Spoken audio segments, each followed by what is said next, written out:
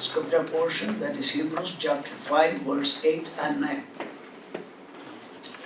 Though he was a son, yet he learned obedience by the things which he suffered, and having been perfected, he became the author of eternal salvation to all who obey him. Called by Praise the Lord. Okay. So as we have seen, we will look into the priesthood of Jesus Christ after we conclude this part of explanation. Today I am going to take all of you together with me in the studies of the sufferings. In short, it is one of the very debatable subject in the modern spiritual world. Here we read, even though he is the Son, he was the Son, still God allowed him to suffer a lot. For what? To make him learn the obedience. And for what? Thereby he become perfect. So let us look at the common error that is going on in the teachings all over or generally in the Christian world. Okay? The modern Christian world, the greatest emphasis is given that there should be no suffering for a really born again believer. Have you ever heard about that? I always hear about that. Is there any scripture to prove that? No. Here it is saying about Jesus Christ. We will come to the conclusion of his priestly ministry, we will understand it very clearly. At least in 10 ways, the sufferings in the life of believers are inevitable, necessary, unavoidable. But the preachers are preaching there will be no suffering. And do you have any scripture directly teaching us that? That teaching is exactly against what Jesus Christ and the apostles were teaching. That is what the first thing I want to make it in my introduction. So here, was there any reason for Jesus Christ to learn the obedience? Was there any necessity for Jesus Christ to learn obedience? No. Not at all. He is the very God. In everything, he is perfect. And about Jesus Christ it says, he had to go through the horrible sufferings. For what? And when we study the Philippians chapter 2, we see that even unto the death on the cross of Calvary, he became obedient. Okay? So without the suffering, the obedience is not proven or it is not established. Alright? Even though it is Jesus Christ, if it was necessary for Jesus Christ, how much more it is necessary for every believer, even though they are spirit-filled. Even after the spirit-filled life, we will not be like Jesus Christ. Okay? Even in the spirit-filled life. But what the Bible teaches about the suffering? No sufferings, no adversity, no trouble, no satanic power that can overpower us. That is what Bible says. You understand? Praise the Lord. If the sufferings and you run away from the suffering, we are running away from the plan of God. God wants to see everybody goes through the suffering that is assigned for them. So let us go to some of the scriptures too, very shortly, certain scriptures. That's all I am going to present it today before our time is gone. Now we have got only 20 minutes before us. Number 1, John chapter 16, verse 33. These things I have spoken to you, that in me you may have peace. In the world you will have tribulation, but be In of the good cheer. world, you will have affliction, suffering, troubles. Okay? So the affliction or suffering, we have studied it very detailed way some years, so maybe 1 year, 2 years before. Okay, let us. Here, who says this? Who says this? Jesus Christ says this. So when you say the answer, say it very clearly so that we will have the confidence that we are all working together with the scripture to understand it. So, who says it? Jesus Christ says it. What he says? In the world If you are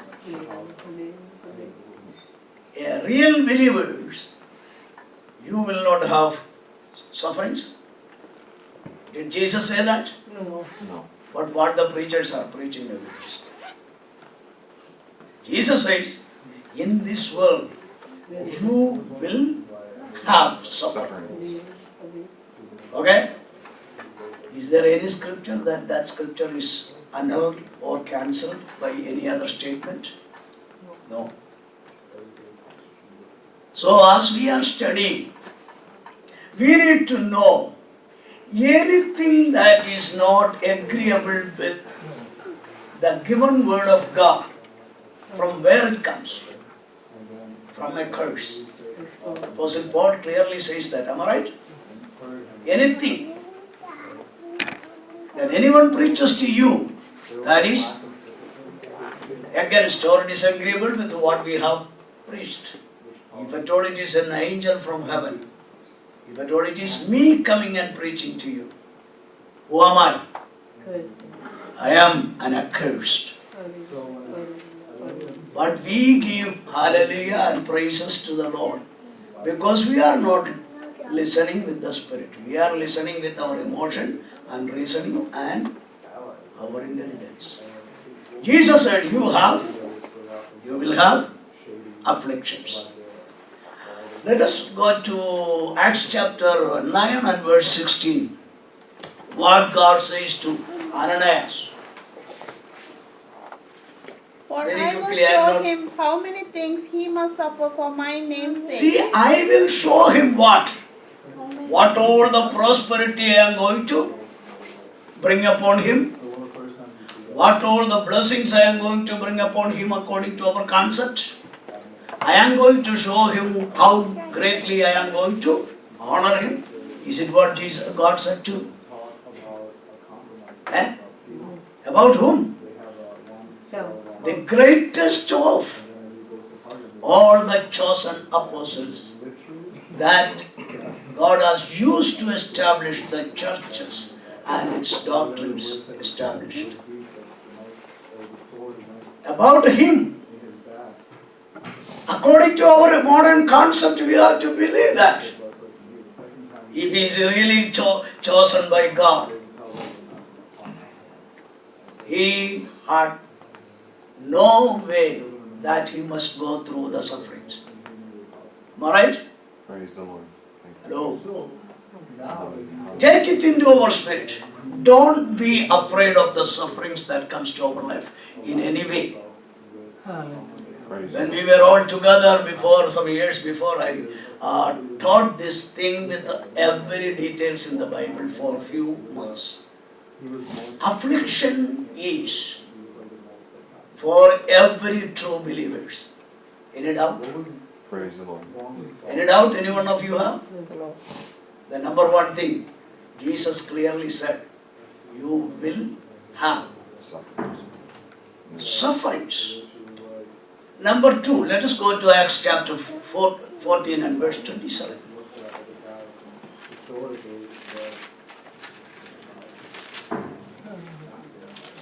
Now when they had come and gathered the church together, they reported all that God had done with them, and He had opened the door of faith to the Gentiles. What is that? 14 chapter 14, verse 27. 27 is it what? Let me look at that. May 22, Pastor. 22, what is it? Strengthening the souls of the disciples, exhorting them to continue in the faith, and saying, we must through many tribulations Yeah, that's enter 22. the kingdom of I'm God. sorry. 22. Okay? What does it say? We must enter through many To tribulations. enter a born again believer, a true believer, is already entered into the kingdom of God. Am I right? Praise the Lord. Right. Born again means what? We are already in the kingdom of God. But the kingdom of God has got different various aspects. In order to make that privilege real in eternity, we need to go through the sufferings. Okay? Is there any man of God, any character in the Bible who had not gone through the sufferings in their life after believing Jesus Christ or believing God? Think about beginning from Abel, Abraham, all the others. They all had to go through what? For what? Remember the first verse we have begun with, Hebrew chapter 5 and verse 8 and 9. Making us to learn the obedience. Okay? Making us perfect according to the plan of God. So God wants us to go through certain sufferings in our life. Number one, it is Jesus Christ command. You will have sufferings. Secondly, Paul says, in order to enter into the hope that the kingdom of God, you will have to suffer. Although that also is saying that through many sufferings. Am I right? Praise the Lord. Now let us go to the third reason. Philippians chapter 1 verse 28. And not in any way terrified by your adversaries, which is to them a proof of perdition, but to you of salvation, and that from God. Then, For to you it has been granted on behalf of Christ not only to believe in Him, but also to suffer for His sake. see, this is in Malayalam, it is a very clear translation from the root meaning. I do not know what is in the Tamil. അവനിൽ വിശ്വസിക്കുവാൻ മാത്രമല്ല. മനസ്സിലായോ? It is not only to believe in Him, but the gift is given for what? Then to suffer for Him. Am I right? ഇതൊന്നും നമ്മൾ വളച്ചു കേട്ട, it is not a distorted way. It is, we are simply reading and bringing it into our notice. Number one, Jesus said, you will have suffering. Number two, through many sufferings, you have to enter into the kingdom of God. Number three, we are gifted to be suffering or suffered. Alright? Any doubt? No doubt. Anthony has no doubt. Because it is the word of God. There is no reason for anyone who believes in the word of God to doubt. No questions. Number 3, let's go to the 1 Thessalonians chapter 3 and verse 3.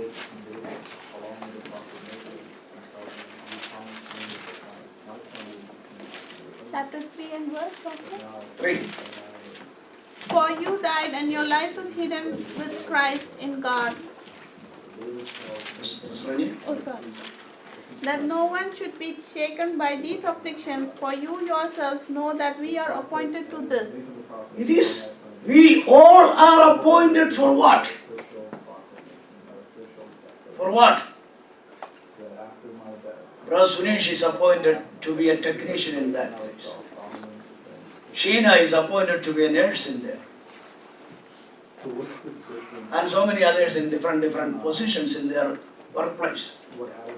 In the Walls College, Anthony is appointed for something. Tell me, can you just refuse it and reject it and get the salary or reward from them? No. Then how can you say that? A believer run away from the sufferings and get all the rewards that has kept him. Is there any reason for that?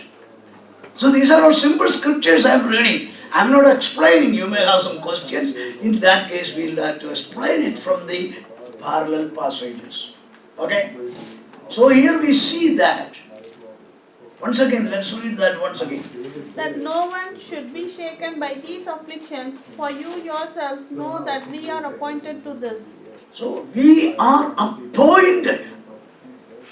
Otherwise, those who are appointed to be in the eternal heaven are also appointed to suffer in this world. There are millions of people. Those are gone through horrible sufferings. You know that? And Apostle Paul himself says, more than anybody else at that time, I have gone through and our apostles. Do you think that they can stand along with Apostle Paul there? There are too many apostles. Their apostleship is established by showing the great things that the world has accepted about them. Is it what happened with any of the apostles in the Bible? Any of the church fathers? From where we get all these ideas? That is what apostles and Jesus Christ said. Do not be deceived. Because the teaching sounds to be so good. Worship me. You will have every blessing from this whole world. Who said it? Anywhere God said it? Anywhere? Nowhere God said it. Only Satan said it. And also to who? Jesus Christ. You need to know, we are not worshipping to have all the glory and the gains of this world, but we are worshipping God because He is God. And He has given His life for us. He redeemed us. Oh Lamb, you are slain, thereby we got all these properties in the whole world. All the acceptance in the whole world. Is it what going to be declared in the heavenly worship? From where all these teachings are coming and people, Pentecostal people are jumping and dancing and clapping hands and saying glory to God, hearing these deceiving messages. We need to know that which is not according to the word of God. Jesus Christ was facing with so much of questions while He was upon the earth. His main answer was, what is written?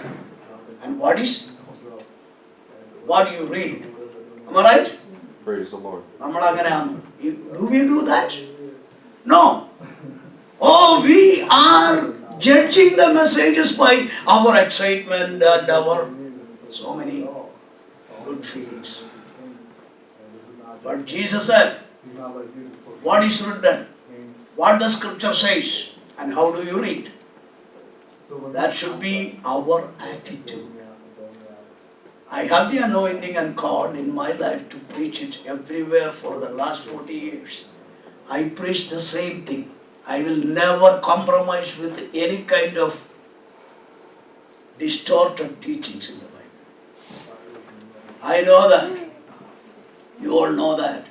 All the Pentecostal Indian and some of the English churches who knows me, I am not. Do you know our pastor Tim Larson tried several times to just get along with him and keep your faith.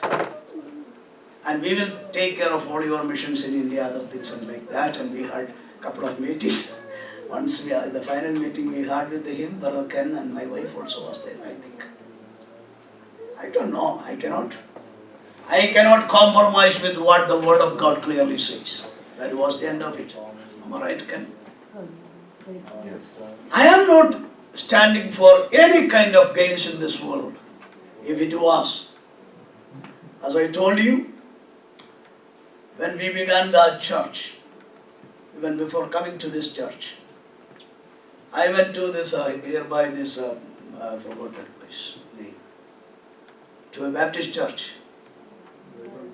And myself and my wife was there. And we were talking, and finally I understood that that church was sponsoring the Bible college and seminary where I was studying in India. Then he said, as you are a good student of that institution, we will give free a place to worship, and also we take the responsibility of your missions in India. But you have to compromise with your Pentecostal conviction. He said, somewhere between $2,000 and $3,000 we will give you for the mission in India. I said, no. I am not talking about me. When something comes before me, that is to compromise for the material blessing, I say to God, God, do not allow. Do not allow me to be in that. What I am saying, what is written, that is what God is going. I am going to judge you according to the gospel. That is what Bible says. You know that. Praise the Lord. I am not a mouth. I am not a loudspeaker to tell you all these things. But we need to know that anything I do, we do, if it is not exactly the way according to the written word of God, we are accountable for that. So as we read it here, we will see, and I will close there because our time has come to an end, I believe. Yes, one more minute we have.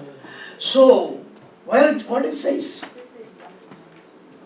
In order to learn obedience, otherwise, it is about Jesus Christ. When it connects to us, I will never learn obedience. One person got the ticket from the police cop. And he said, oh, sir, it was a mistake. I will never do that again. I did not remember something. And the policeman says, this ticket will make you remember always. Okay? We need to know. And that person told me from that afterward, I am so careful to look at the stop sign. So that ticket made him suffer. And he became obedient to obey the rules and laws. Every Christian, even Jesus Christ had to go through that. I have to go through. Even though I do not know, God knows what all the areas I have. The blockage in my life so that I may be rejected from heaven. God wants me to be in heaven, so He brings certain sufferings in my life. While going through that, I may be convinced, or otherwise I will be. Even about Joseph, we all know that Joseph did not do anything wrong. He cried like I did not do anything wrong. But he had to be there suffering. For what? In order to fulfill the purpose of God in his life. So suffering we cannot. And another thing in the same verse 8 and 9, Hebrews chapter 5, is this: make you perfect.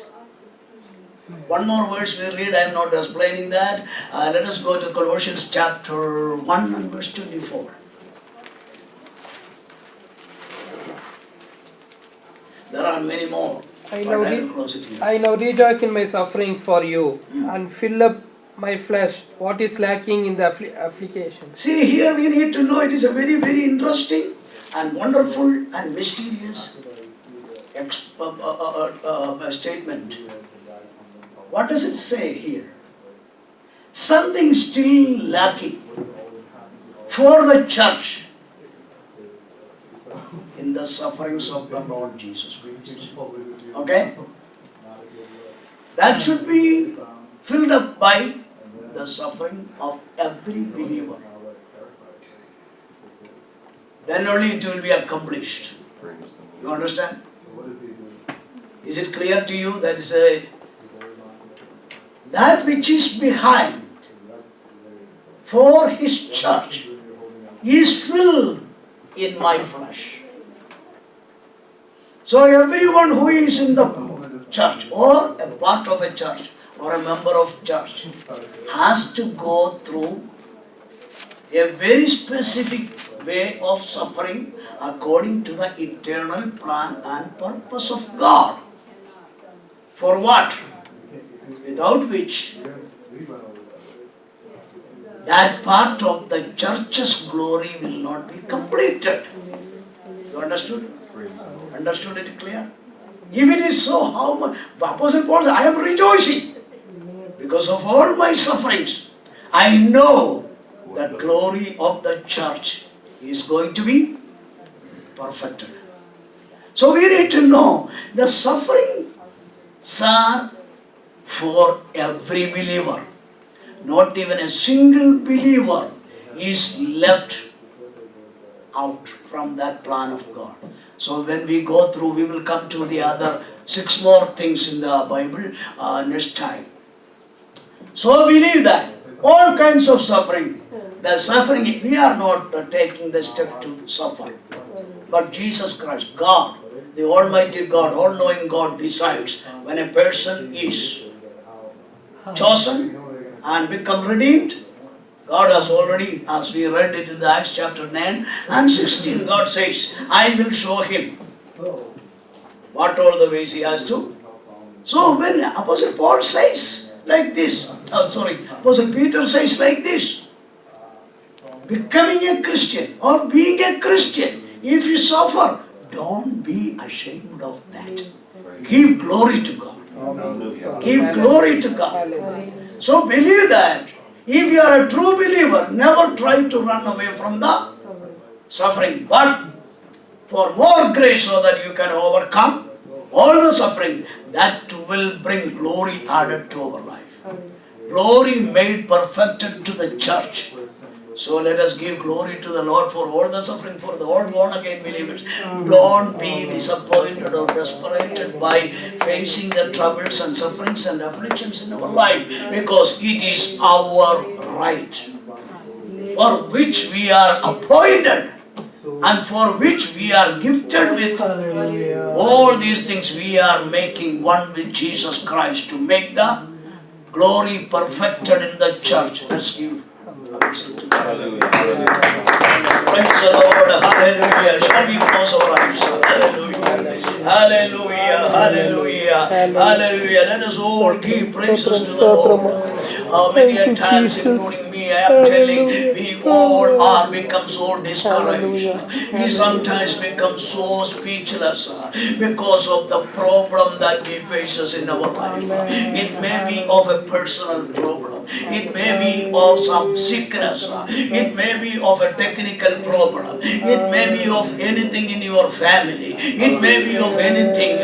But as you are covered by the blood of Jesus Christ, as you are redeemed by the blood of Jesus Christ, as you have become the child of God, we need to know that all these sufferings are making